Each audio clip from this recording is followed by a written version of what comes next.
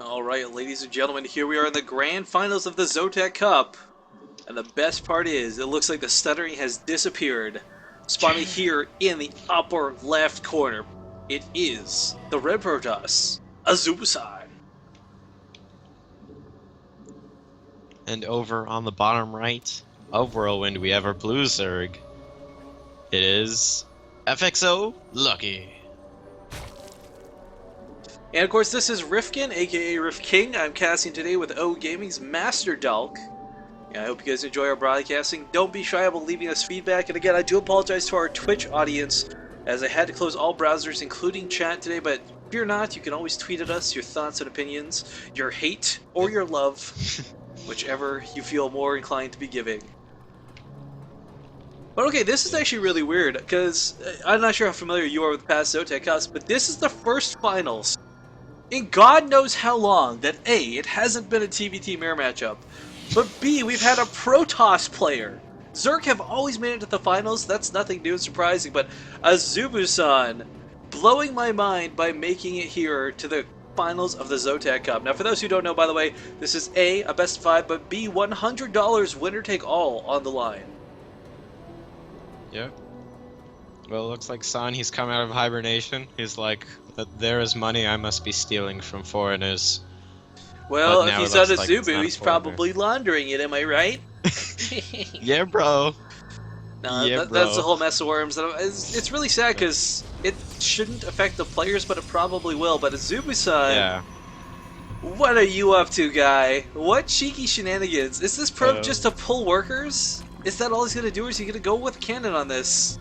He has his forge up, so we're gonna see now, and this probe has been. Look what Lucky's doing. Lucky is so smart. He's blocking the surface area of where the cannons go down instead of trying to kill the probes, and that is such an intelligent choice. Yeah. AZUBUSan's kind of awkwardly going to be forced to just turn this into a Forge Fast Expand. Yeah. Well, he's just gonna go Nexus first, but the spawning pool is about halfway done, and Lucky he could go for some Zergling pressure afterwards. It's not really Nexus first. He already has the Forge down. That's true. Nexus first from this build. I want to point out, like, this is such a smart move by Lucky. Not enough players do this. Nurchio is, to my knowledge, the only other person who plays Zerg that regularly does this.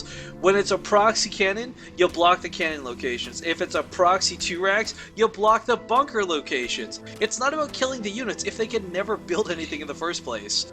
Now the great thing here for San is he can still try and come back in here, throw one cannon down, and it won't be a huge investment, but it will deny the natural if he can get in there undetected. But of course, the second Lucky sees what's up, there we go, Link's already here. A little bit too late now at this point. Yeah. And but what a great reaction. Yeah, extremely good.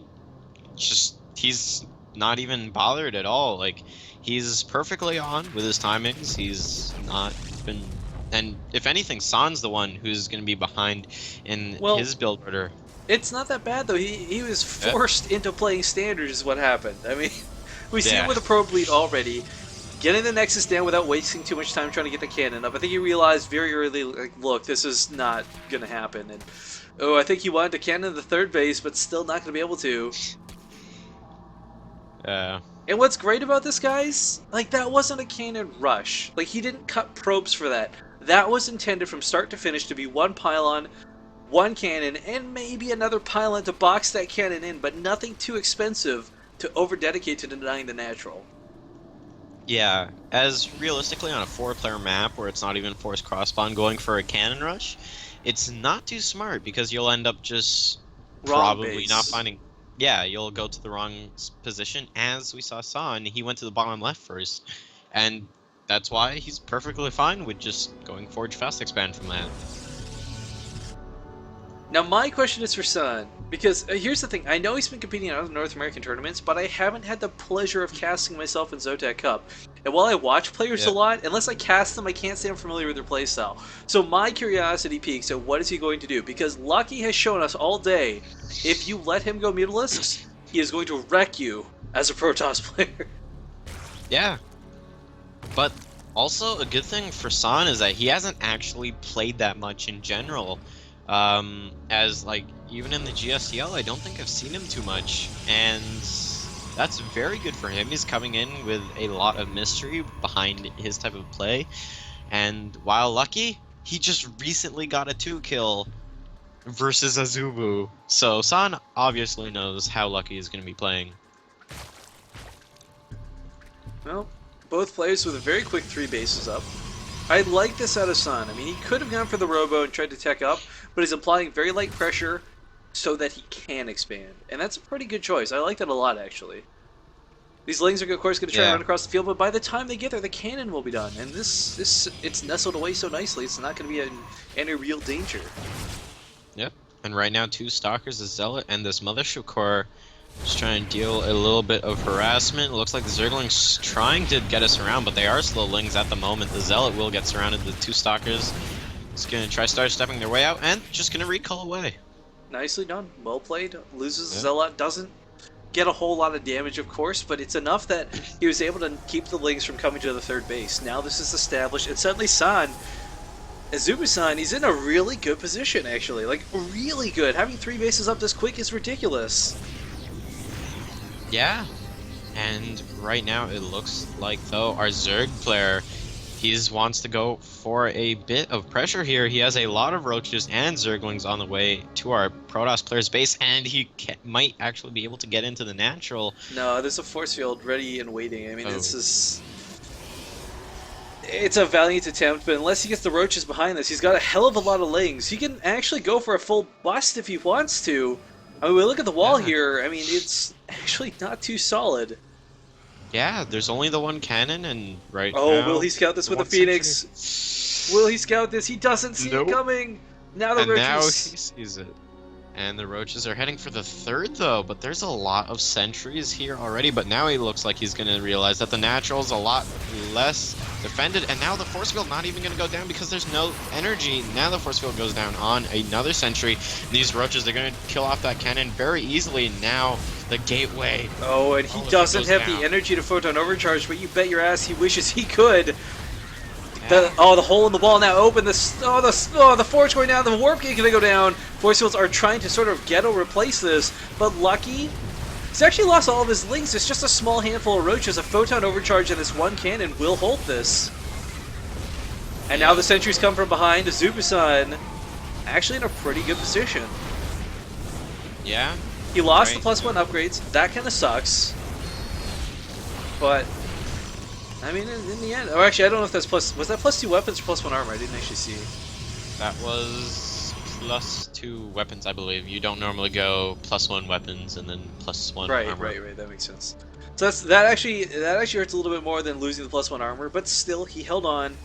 Did he even lose any workers? Like, what? No, because the one he lost was across the field. So, a great hold out of AZUBUSan, not panicking at all.